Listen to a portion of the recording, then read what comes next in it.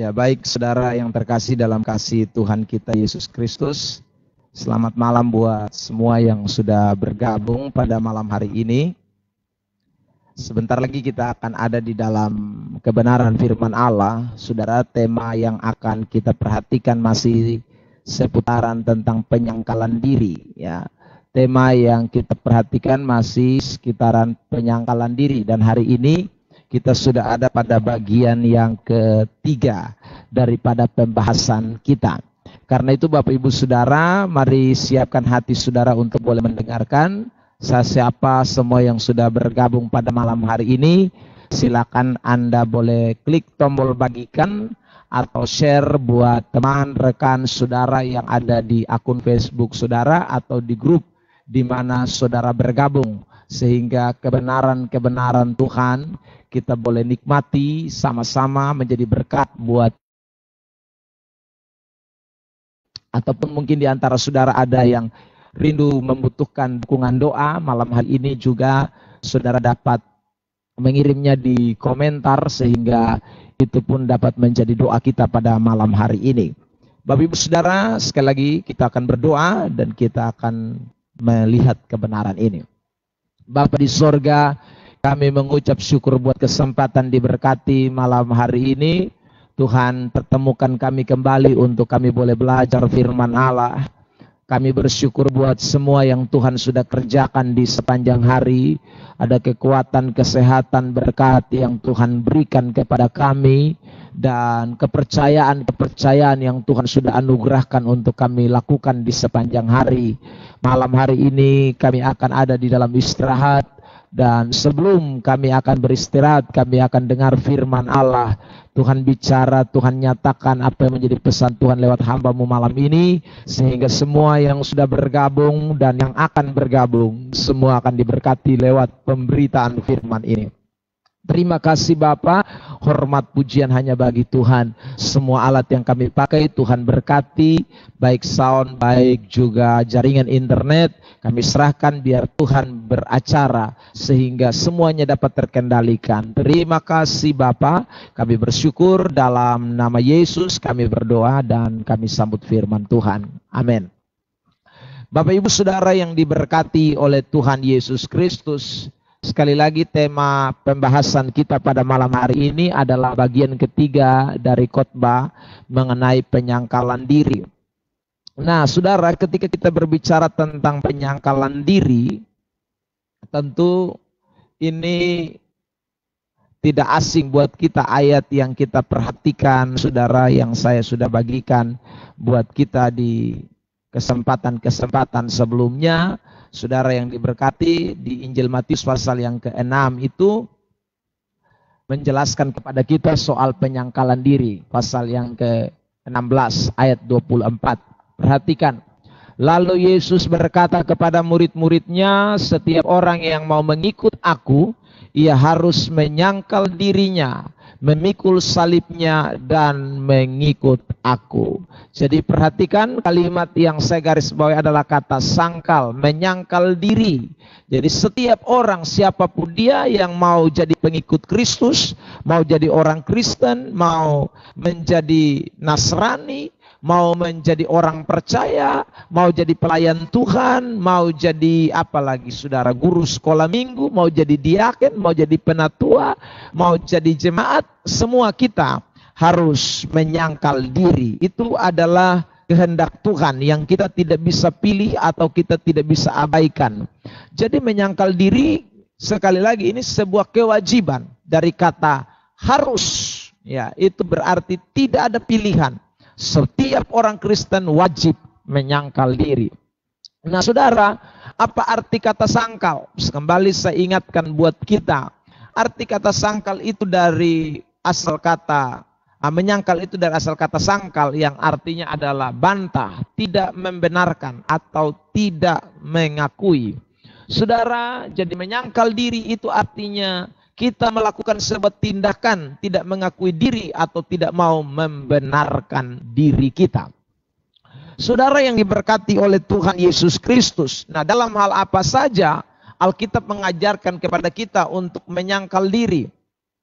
Saya sudah membawa kita untuk mempelajari bagian ini secara kontekstual satu persatu sesuai dengan apa yang Alkitab katakan. Sehingga kita tidak keluar daripada apa yang menjadi kemauan Tuhan. Sebab apa artinya kita membaca soal penyangkalan diri, tapi kita membahas beda dengan apa yang Yesus maksudkan atau apa yang Yesus katakan. Nah, karena itu pada malam hari ini saudara, saya mengajak Anda untuk juga memperhatikan Alkitab saudara, sehingga kita boleh mempelajarinya secara kontekstual. Dikatakan dalam Matius pasal yang ke-6 ayat yang pertama sampai dengan ayat yang ke-18, saudara yang diberkati Tuhan, kita temukan bagaimana Yesus membicarakan tentang kewajiban-kewajiban agama, tentang bagaimana hal-hal yang dilakukan secara supranatural atau religius, sebagaimana yang saya sudah sampaikan pada kesempatan yang beberapa hari yang lalu. Ya, dan tentu di dalam ayat-ayat itu kita menemukan Yesus bicara banyak soal penyangkalan diri. Yesus bicara banyak soal bagaimana menyangkal diri. Ya, saudaraku, dikatakan misalnya di ayat yang pertama, ingatlah jangan kamu melakukan kewajiban agamamu di hadapan orang supaya dilihat mereka. Kata jangan supaya dilihat mereka itu saya tekankan. Artinya bahwa ketika kita melakukan apapun itu harus dengan penyangkalan diri. Dalam hal-hal religius, dalam hal-hal supranatural, dalam hal-hal yang bersifat rohani, kita tidak bisa melakukannya itu karena ingin mendapatkan pujian, pamer, atau untuk kemuliaan diri sendiri. Sebagaimana yang kita sudah perhatikan pada waktu pembahasan kita mengenai sedekah.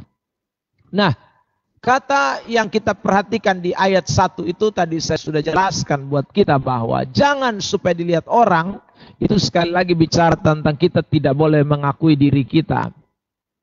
Dalam hal apa saja, kewajiban agama, ini saya ulang-ulang ya, jadi saya tidak terlalu lama-lama, karena ini sudah 2 kali saya bahas. Yang pertama dalam sifat moral, sudah kita pelajari, dan yang kedua dalam sifat hal religius. Nah, dalam sifat religius itu, kita temukan ada beberapa bagian yang Yesus bicarakan soal hal religius, yang harus dilakukan dengan penyangkalan diri. Yang pertama adalah soal hal memberi sedekah dalam Matius pasal 6 ayat yang pertama. Lalu kemudian soal hal berdoa dalam Matius 6 ayat yang kelima. Dan yang ketiga adalah soal berpuasa di dalam Injil Matius 6 ayat yang ke-16. Soal sedekah kita sudah mempelajarinya pada kesempatan hari yang lalu atau minggu yang lalu, memberi sedekah dalam Matius pasal 6 ayat 1 sampai dengan ayat yang keempat. Hari ini kita akan belajar soal berdoa yang ada dalam Matius 6 ayat 5 sampai ayat 15. Dan nanti hari berikutnya kita akan belajar soal berpuasa. Nah, tiga-tiganya ini harus dilakukan dalam penyangkalan diri. Tiga-tiganya tidak bisa dilakukan untuk sesuatu yang bersifatnya adalah mencari pujian atau tanpa penyangkalan diri atau mencari pengakuan, itu tentu Tuhan tidak kehendaki. Jadi bicara tentang sangkal diri, pikul salib, itu tidak hanya bicara dalam konteks hal-hal moral, tetapi juga dalam konteks hal-hal religius, hal-hal yang bersifat agama, hal-hal yang bersifat rohani, itu butuh yang namanya penyangkalan diri. Nah, sekarang kita akan belajar secara khusus tentang hal berdoa. Saya akan membahasnya secara mendetail pada kesempatan malam hari ini. Bapak Ibu Saudara yang diberkati Tuhan, kalau kita memperhatikan kata doa itu di dalam terjemahan bahasa Yunani, maka kata doa itu terdiri dari beberapa arti. Yang pertama ditulis dengan kata aiteo. Aiteo itu artinya meminta. Jadi doa itu bisa diartikan adalah sebuah permintaan. Lalu kemudian kata deomai yang artinya menegaskan tentang kebutuhan konkret. Jadi waktu orang berdoa dia meminta, lalu kemudian dia sedang menegaskan tentang kebutuhan-kebutuhannya secara konkret. Lalu yang ketiga kata erotao, artinya menghimbau, ya, memberitahukan. Ya, itu arti daripada kata doa di dalam bahasa Yunani. Jadi waktu kita berdoa, kita meminta, kita menegaskan, kita memberitahu sesuatu kepada Tuhan. Nah, ini perlu kita sama-sama mengerti. Sebab dari arti kata doa itulah sikap kita atau perilaku kita di dalam berdoa akan menjadi doa yang sangkal diri. Akan menjadi doa yang tidak untuk sesuatu yang bertujuan salah. Kalau kita tidak mengerti arti kata doa ini terlebih dahulu. Nah, saudara yang diberkati Tuhan Yesus Kristus, makanya ketika Yesus bicara soal hal berdoa, di dalam Matius pasal 6, ayat yang ke-5 sampai dengan ayat yang ke-15, mengungkapkan ada dua cara berdoa. Cara berdoa yang pertama itu Yesus bicara soal cara berdoa yang salah. Itu Anda bisa lihat di ayat yang ke-5 sampai dengan ayat yang ke-7. Bapak Ibu. Kedua, baru Yesus bicara soal cara doa yang benar. Dia sambung di ayat 9 sampai dengan ayat yang ke-15. Nah, ini kita harus pahami. Sebab kalau kita hanya melihat dari satu sisi, kita bisa salah mengklaim bahwa doa kita yang kita buat ini benar atau tidak, salah atau tidak, kita tidak tahu. Nah, dari ayat-ayat yang kita lihat ini, Yesus bicara secara gamblang, Yesus bicara secara terbuka untuk membuat kita memahami secara tepat. Sehingga doa yang kita naikkan itu adalah doa yang masuk pada kategori orang benar. Cara yang benar, saudaraku. Nah, kita akan lihat pada malam hari ini tentang doa dengan cara yang benar ini. Karena doa yang dilakukan dengan cara yang benar tentu akan dilakukan di dalam penyangkalan diri. Perhatikan satu persatu. Saya mulai dengan ayat yang ke-9. Yesus mengajarkan begini, karena itu berdoalah demikian.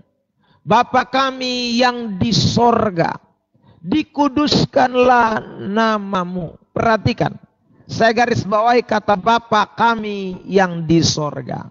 Artinya, waktu kita berdoa itu adalah hubungan secara vertikal. Waktu kita berdoa, kita sedang menyatakan hubungan secara vertikal, bukan secara horizontal. Makanya ayat itu mengatakan Bapa kami yang di sorga.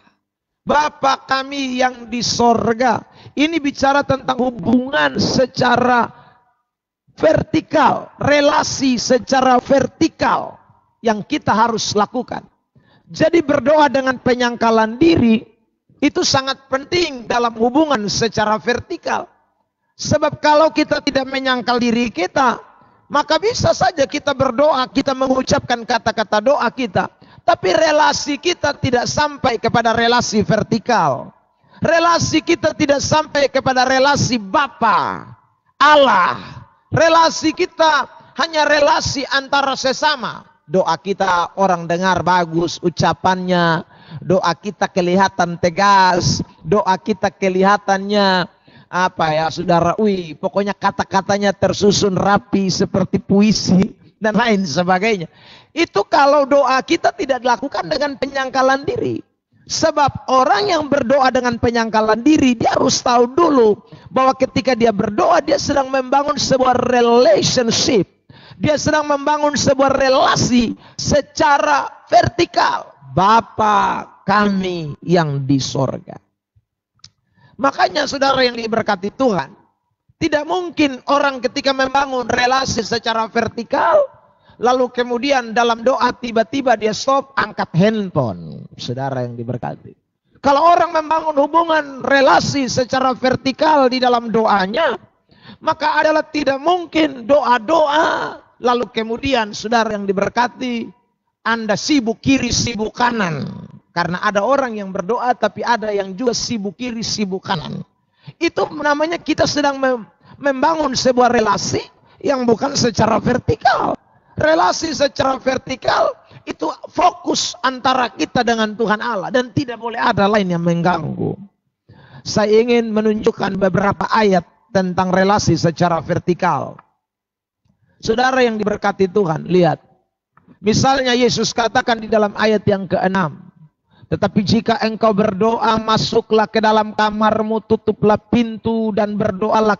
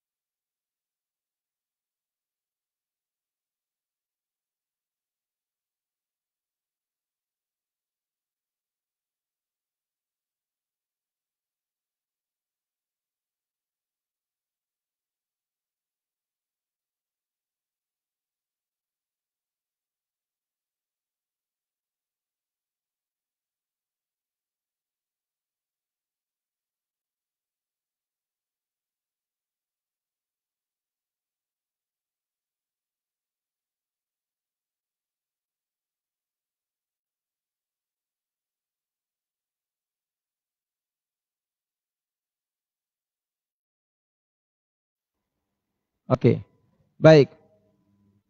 Bapak Ibu Saudara yang diberkati Tuhan, ya, baik, suara saya sudah kembali lagi. Minta maaf ya, listrik padam, jadi akhirnya semuanya jadi kacau. Jadi saya ingin membahas, saudara perhatikan. Jadi arti membangun relasi atau hubungan secara vertikal, itu tidak bisa diganggu oleh unsur horizontal apapun. Tadi saya punya suara, saudara tidak dengar, tapi saya ulangi lagi. Ya saudara, jadi tidak bisa kita berdoa tapi sibuk urus main HP, kita berdoa tapi sibuk urus main Facebook, main WA, atau kita berdoa tapi lalu sedikit-sedikit kita angkat telepon, terima lagi suara kita, saudaraku, paling besar dari orang yang pimpin doa, sibuk urus dompet, sibuk urus tas, sibuk urus perbaiki baju, dan lain sebagainya. Itu tidak bisa kita lakukan. Nah, dalam berdoa kita betul-betul harus memaknai ayat yang Yesus katakan tadi dalam Matius pasal 6 ayat yang ke-6.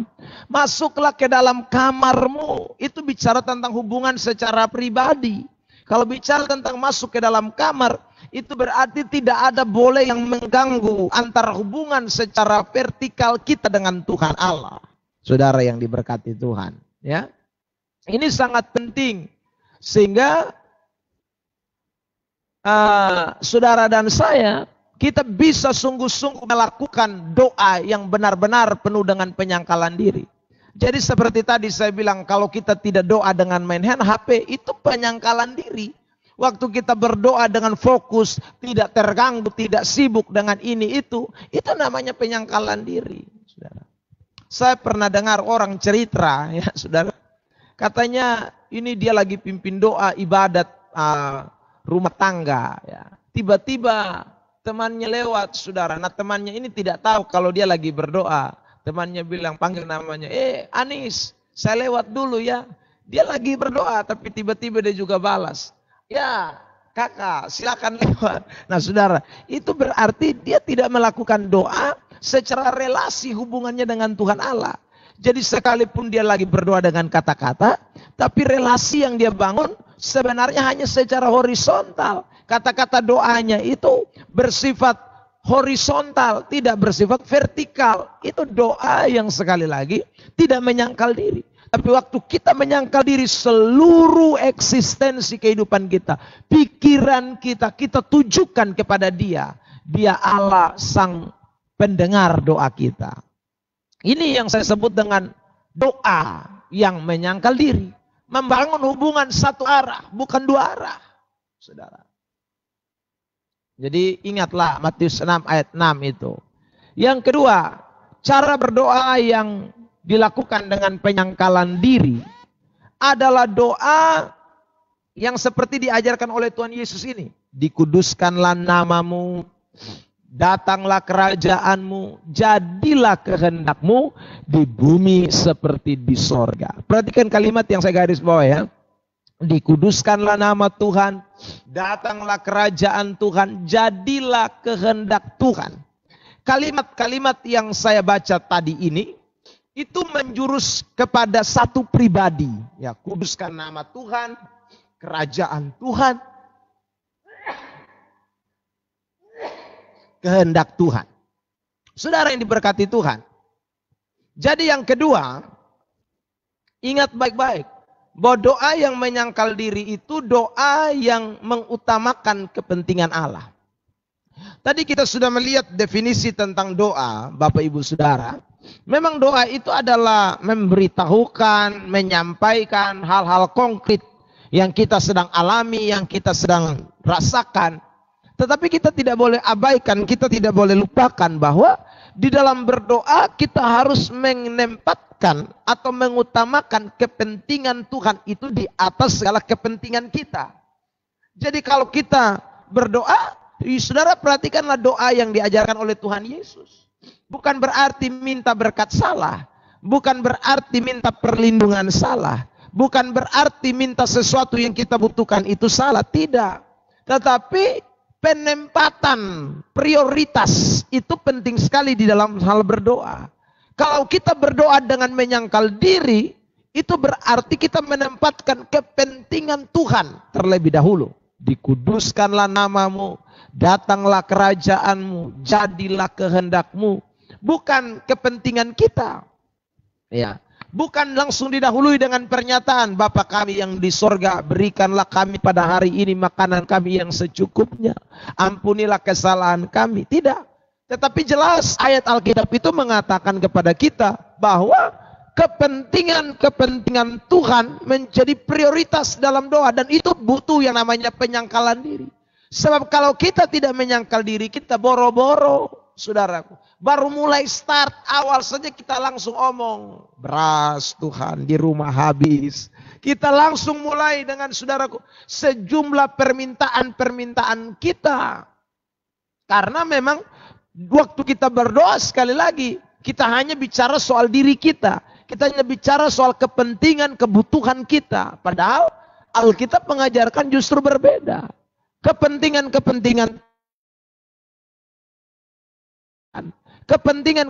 Allah harus diprioritaskan. Ini tidak boleh kita lupakan, Bapak Ibu Saudara yang diberkati Tuhan. Ya. Baru kita harus perhatikan apa saja ini kepentingan Allah. Yang pertama dikatakan dikuduskanlah namamu. Ini berarti tindakan menyatakan agar kekudusan Allah itu dihormati. Ya saudara. Jadi waktu kita berdoa dengan menyangkal diri, ada sebuah tujuan, ada sebuah rencana, ada sesuatu yang kita mau bangun. Artinya begini saudara, bahwa ketika kita mengatakan dikuduskanlah namamu, kita sedang memberikan pernyataan, kita sedang memberikan statement kepada Tuhan, kepada dunia juga, bahwa memang Tuhan itu di atas segalanya. Tuhan itu khusus. Tuhan itu diperuntukkan, khusus, dihormati. Karena kata dikuduskan itu dipakai kata hagios, yang artinya dipisahkan. Jadi tidak digabungkan, tidak disamakan. Jadi waktu kita berkata kepada Tuhan, kepada Allah kita, kita sedang memberikan penghormatan yang khusus. Tidak sama seperti kita sedang memberikan penghormatan kepada dunia. Ini penghormatan yang khusus kita berikan. Itu butuh penyangkalan diri. Makanya waktu kita berdoa, sekali lagi, kita memberikan kehormatan bagi dia. Kita memberikan pujian bagi dia. Kita memberikan kemuliaan bagi dia. Karena kita rasa bahwa dia luar biasa dalam hidup kita. Ini tindakan menyatakan kekudusan Allah yang kita sungguh hormati dan kita hargai. Makanya saudara, ini kepentingan Tuhan. Ini kepentingan Allah yang kita harus buktikan dalam hal kita berdoa. Jadi saudara yang diberkati, kita tidak boleh lupa ini pernyataan. Lalu kemudian yang kedua, kepentingan Allah adalah tindakan kita menyatakan kesaksian kerajaan Allah di muka bumi ini. Datanglah kerajaanmu, jadilah kehendakmu. Makanya dalam pembahasan saya mengenai my prayer is my life, atau doa saya adalah hidup saya. Saudara, saya membahas soal bagaimana doa itu diaplikasikan atau dinyatakan lewat tindakan-tindakan nyata dalam hidup kita. Jadi kita waktu berdoa sekali lagi butuh penyangkalan diri. Karena doa kita itu kesaksian hidup kita. Doa kita itu sekali lagi menyatakan kerajaan Allah, menyatakan tentang kehendak Allah. Nah, makanya doa itu perlu sekali dilakukan dengan penyangkalan diri. Sebab kalau orang tidak berdoa dengan penyangkalan diri, maka habis dia berdoa amin, yang dia buat lain. Waktu selesai dia berdoa amin, tindakan-tindakan realita yang nyata justru bertolak belakang dengan kata-kata doanya. Makanya kepentingan Tuhan dikedepankan. Dan waktu kita menempatkan kepentingan Tuhan, kita sedang menyebutkan sekali lagi kalimat di mana kerajaan Tuhan datang. Itu berarti kita betul-betul meyakini bahwa lewat seluruh kehidupan kita, tindak tanduk kita, perkataan kita, kita boleh menjadi berkat, kita boleh menjadi saksi, kita boleh menjadi panutan, kita boleh menjadi teladan dalam seluruh hidup kita. Dalam pembahasan saya tentang my prayer is my life. Bagian yang ketiga, saya membahas soal pengampunan misalnya, saudara yang diberkati Tuhan. Jadi pengampunan itu bersifat timbal balik atau bersifat tabur tuai. Jadi kalau mau dapat pengampunan, Anda harus mengampuni. Itu tindakan-tindakan nyata, menyatakan tentang kerajaan Tuhan di muka bumi ini. Dan ini adalah visi Tuhan. Makanya kita sebagai orang percaya, anak-anak Tuhan, kita harus menerapkan ini dalam kehidupan kita. Saya mau tunjukkan ayat yang menunjukkan bahwa menyatakan kerajaan di muka bumi ini adalah visi Tuhan atau tindakan yang Tuhan mau kita kerjakan dalam hidup kita. Misalnya, Matius pasal 4 ayat yang ke-17. Sejak waktu itulah Yesus memberitakan, bertobatlah sebab kerajaan surga sudah dekat. Yesus pun berkeliling di seluruh Galilea. Ia mengajar dalam rumah-rumah ibadat dan memberitakan Injil kerajaan Allah serta melenyapkan segala penyakit dan kelemahan di antara bangsa itu. Diperhatikan ayat yang kita baca, ayat 17. Yesus berkata, beritakanlah, bertobatlah, kerajaan Allah sudah dekat. Lalu Yesus juga berkata, dia mengelilingi seluruh daerah Galilea, mengajar dalam rumah-rumah ibadat, memberitakan Injil kerajaan Allah. Jadi saudara yang diberkati Tuhan, bagaimana menyatakan kerajaan Allah di muka bumi ini? Kenyataannya adalah lewat pemberitaan Injil, lewat kesaksian hidup kita, lewat Injil yang dinyatakan. Itulah saat dimana kita menyatakan kerajaan Allah di muka bumi ini. Makanya tadi saya katakan, kalau kita berdoa, hendaklah doa kita itu juga menjadi gaya hidup kita. Itu juga harus menjadi tren hidup saudara dan saya. Itu orang Kristen yang berdoa dalam penyangkalan diri. Yang ketiga, cara berdoa dalam penyangkalan diri dikatakan begini, berikanlah kami pada hari ini. Ampunilah kami, saudara. Jangan membawa kami, lepaskanlah kami. Perhatikan kalimat-kalimat ini ya. Berikanlah, ampunilah, janganlah, lepaskanlah. Ini kata-kata yang menunjukkan bahwa kita ini terbatas. Kalau kita bilang berikanlah, itu berarti ada sumber yang akan kita harapkan mampu memberikan sesuatu kepada kita. Kalau kita katakan ampunilah, itu berarti kita tidak bisa mengampuni diri kita sendiri. Kita butuh ada sang pengampun.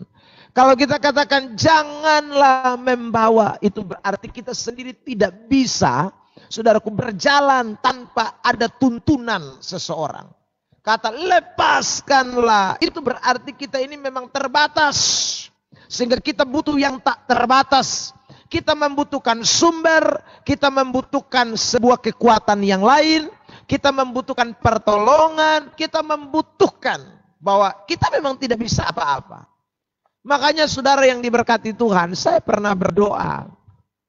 Dan hampir setiap kali saya berdoa, saya selalu bilang, ambil alih. Lalu orang bilang begini, lalu kalau kita bilang ambil alih, berarti kita apakah robot? Lalu Tuhan itu yang, saudaraku, melakukan segala sesuatunya? Loh, saudara yang diberkati, kata ambil alih itu menunjukkan bahwa saya tidak mampu. Ya. Justru kalau saya tidak berkata Tuhan ambil alih, berarti saya rasa bahwa saya mampu tanpa Tuhan. Jadi kata ambil alih itu bukan menunjukkan bahwa saya robot, tidak. Tapi kata ambil alih itu menunjukkan bahwa saya terbatas. Kata janganlah membawa saya itu bukan berarti saya tidak bisa jalan sendiri. Tapi itu menunjukkan bahwa saya terbatas. Saya bisa jalan sendiri, tapi kalau tanpa Tuhan, saya tidak bisa lewati itu pencobaan. Saudara yang diberkati oleh Tuhan, lepaskanlah kami daripada yang jahat. Itu tandanya bahwa memang kami tidak bisa lepas kalau bukan ada kuasa Tuhan yang melepaskan kami. Nah, jadi Anda yang pernah komen kritik juga ya, baik juga, terima kasih. Ya, tapi Anda mesti dengar ini. Ya.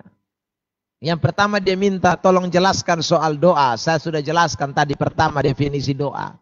Sekarang saya mau jelaskan itu. Mengapa kita berdoa harus katakan Tuhan, aku berserah, aku tidak mampu. Itu menunjukkan memang kita ini terbatas. Kita sudah kerja, kita sudah banting tulang, kita punya pekerjaan bagus, tapi kita tidak bisa berdoa Tuhan. biarkan saya kerja sendiri lalu saya dapat berkat. Tidak. Doa kita, berikanlah Tuhan, berkat Tuhan. Berikanlah kekuatan, berikanlah jalan keluar. Berikan. Itu tanda bahwa memang kita harus berserah total kepada Tuhan. Jadi orang yang sekali lagi berdoanya itu ada di dalam penyangkalan diri, dia menyandarkan hidupnya kepada Tuhan. Dia merasa diri bahwa dia tidak mampu tanpa Tuhan. Itu doa dalam penyangkalan diri. Makanya saya sering kutip ayat di dalam Lukas pasal 18 tentang doa dua orang itu yang datang ke bait Allah. Ya.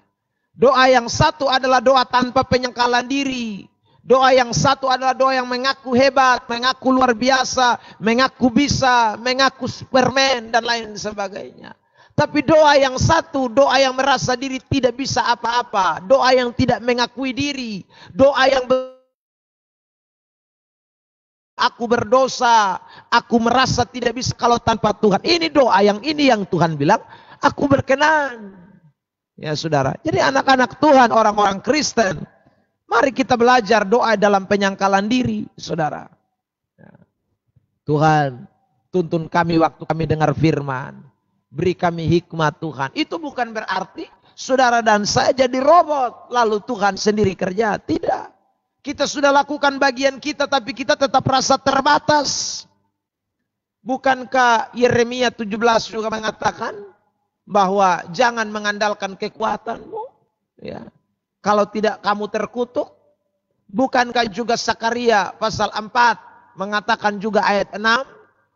Ya. Bukan dengan keperkasaanku, melainkan oleh roh Tuhan.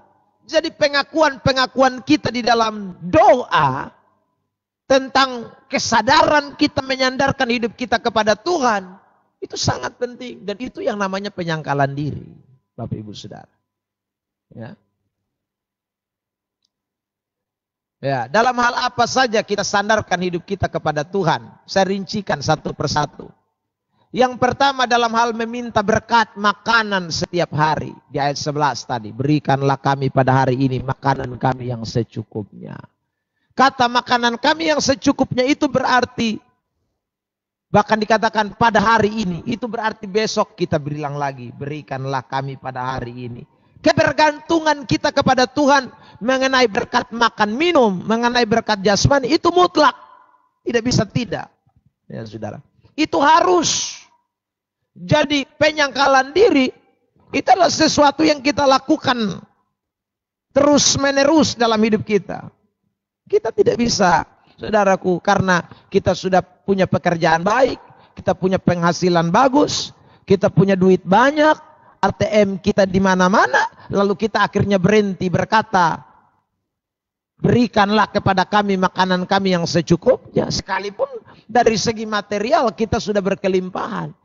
Tapi waktu kita tidak lagi menyatakan doa ini, sebenarnya kita sedang membuktikan kepada Tuhan bahwa Tuhan, saya sebenarnya bisa hidup tanpa Tuhan. Itu adalah sesuatu yang namanya kesombongan. Dan itu yang namanya bukan penyangkalan diri. Ya. Tapi kalau Anda punya, Anda berada, Anda punya duit, Anda punya ATM, Anda punya pekerjaan baik, tapi tiap hari Anda masih berkata, berikanlah, berikanlah. Itu tanda bahwa memang Anda hidup di dalam penyangkalan diri. Dan tanpa Tuhan Anda rasa bahwa berkat yang Anda nikmati hari ini semata-mata semu, semata-mata terbatas, semata-mata dari Tuhan. Itu. Saudara yang diberkati Tuhan. Yang kedua, dalam hal apa kita harus menyandarkan diri kita. Sehingga kita betul-betul kalau berdoa itu ada di dalam penyangkalan diri. Waktu kita berharap bahwa pengampunan itu hanya memang dari Tuhan. Bukan dari pembenaran diri kita. Bukan karena siapa kita. Saudara. Mentang-mentang sudah jadi pendeta. Jadi apakah lalu saya berhenti berdoa mengatakan Tuhan ampunilah saya? Tidak bisa. Sekalipun saya pendeta. Sekalipun saya sudah masuk ke dalam kelompok yang Alkitab katakan orang-orang kudus. Tapi doa saya tidak bisa lepas. Tiap hari harus berkata, Tuhan ampunilah saya orang berdosa. Ampunilah saya orang berdosa. Maksudnya sekali lagi, Saya sadar benar bahwa pengampunan mutlak dari Tuhan. Saya sadar benar bahwa kalau tanpa Tuhan saya tidak mungkin bisa mengalami pengampunan. Itu penting, saudara. Jadi mungkin Anda hari ini berkata bahwa saya sudah Kristen lama, Pak. Saya melayani Tuhan, Pak. Saya sudah sidi, Pak. Saya sudah baptis, Pak. Saya sudah perjamuan kudus makan tiap bulan. Dan lain sebagainya. Tetapi Anda dan saya mesti sadar bahwa kita masih butuh pengampunan tiap hari, setiap saat.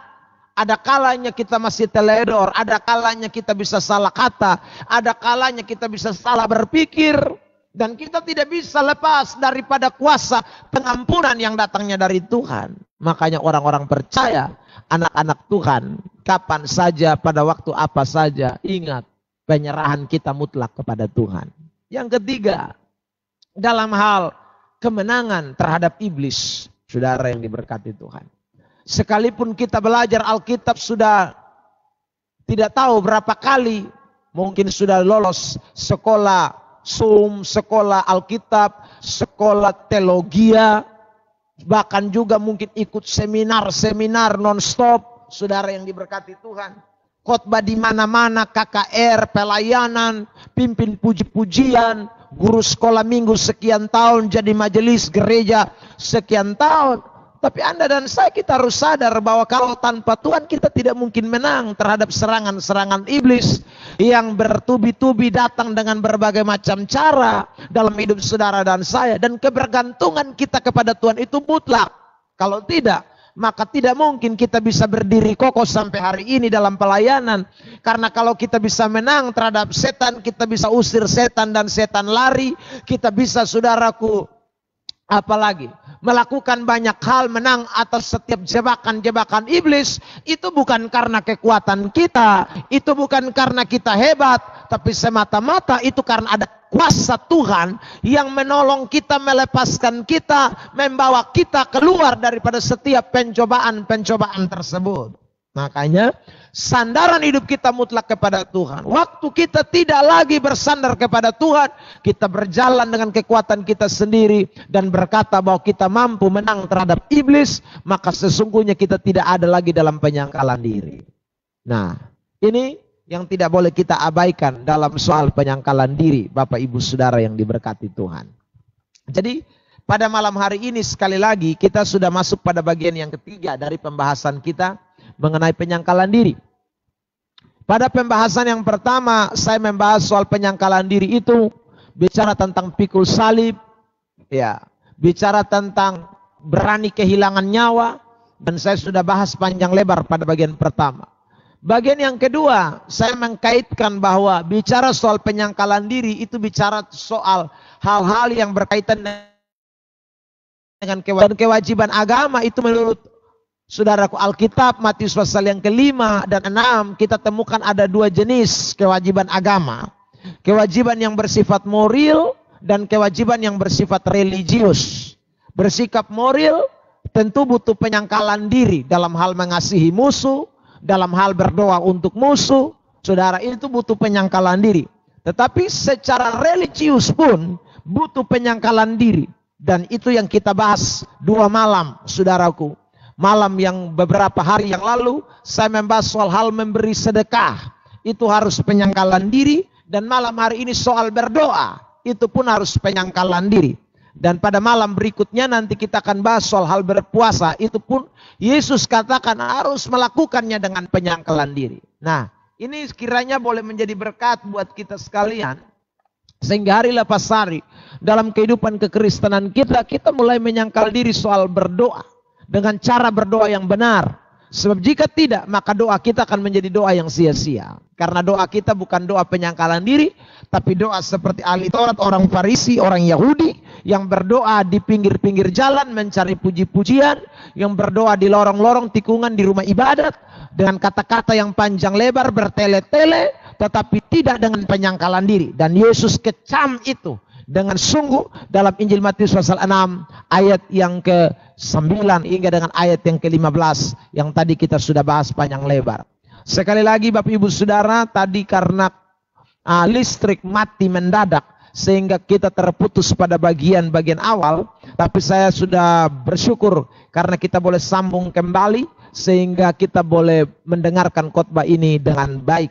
Terima kasih buat semua yang sudah mengikuti live pada malam hari ini. Saudara yang baru bergabung, silakan Anda boleh share, bagikan.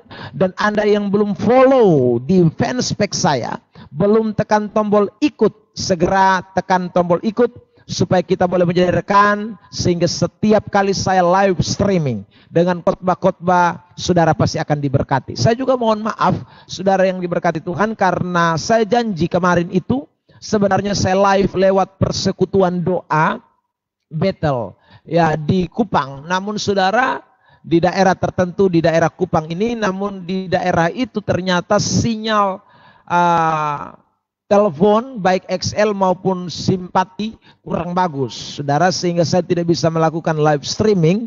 Dan mungkin pada saat itu saja, saya tidak tahu di hari-hari kemudian, tetapi pada saat itu tidak memungkinkan jaringannya, sehingga saya tidak bisa melakukan live streaming dengan tema jangan munafik. Tapi mengenai penyangkalan diri, saya akan membahas soal tema itu, yaitu tentang jangan munafik. Karena itu Bapak Ibu Saudara tetap ikuti fanspage saya, ikuti juga, saudara bisa bergabung juga di khotbah, grup khotbah Pendeta Ebenezer Plaimo yang juga saya buat, sehingga saudara dapat menemukan berita-berita Injil atau kebenaran-kebenaran yang saya bahas secara alkitabiah tentunya. Jadi tidak banyak lucu-lucunya, tidak banyak humorisnya, tetapi Alkitab, ajaran-ajaran kebenaran saya ungkapkan secara terang-terangan. Saudara yang diberkati Tuhan Yesus Kristus, kiranya ini perjumpaan boleh menjadi berkat. Saya sapa semua yang sudah bergabung, yang sudah memberikan komentar. Tuhan Yesus memberkati. Baik ada saudara saya Ibu Sri, ada Putra, ada Mardini, ada sobatku ya saudara, dan masih banyak yang lain lagi. Saudara diberkati, Alita Zairon, Tuhan berkati Rin, Jompilino, Tuhan memberkati semua. Dan pergumulan-pergumulan saudara, saya percaya Tuhan turut campur tangan untuk melakukan yang terbaik. God bless you. Kita berdoa. Bapa di sorga, kami bersyukur buat malam diberkati ini, karena Tuhan sudah memberkati kami sekalian di dalam live streaming malam ini. Meskipun tadi terjadi kendala karena listrik padam, tapi kami bersyukur tidak beberapa lama dan kami sudah dapat melanjutkan kembali live streaming kami. Terima kasih Bapa, ada bagian-bagian yang terpotong dan hamba sudah ulangi. Tuhan tolong secara sempurna, Tuhan genapi, Tuhan yang lakukan jauh lebih daripada apa yang sudah hamba kerjakan malam hari ini. Terima kasih Bapa, dapati semua yang baik hamba sebutkan tadi, bahkan juga yang tidak dapat hamba sebutkan. Tuhan tetap berkati, Tuhan tetap campur tangan, Tuhan tetap bela. Dan mungkin engkau dapati ada pergumulan-pergumulan khusus, hamba doakan kuasa-Mu nyata atas mereka, biarlah mereka boleh melihat jalan keluar, yang sakit disembuhkan, yang lemah dikuatkan, yang susah diberikan penghiburan, sesuai dengan kehendak dan kemauan Tuhan. Terima kasih, segala hormat hanya bagi Tuhan. Dalam nama Yesus kami sudah berdoa mengucap syukur. Amin. Sampai ketemu di lain kesempatan. God bless. Haleluya.